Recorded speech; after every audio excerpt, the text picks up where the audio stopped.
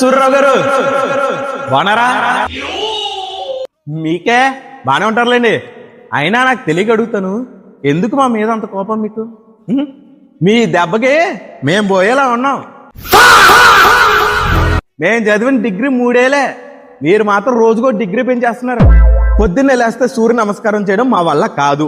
అయితే మాత్రం వరద పిచ్చుకుని కూడేస్తారా? సడన్ గా పోతే ఎవడండి రెస్పాన్సిబిలిటీ? అసలే దేవుడిచ్చిన అందం అంతంత మాత్రం. ఈ సన్ స్క్రీన్లు SPF 50లో 30లో రాయడం మా వల్ల కాదు. నాకున్న గ్లామర్ కి ఏ పిల్ల మమ్మల్ని దేకదు.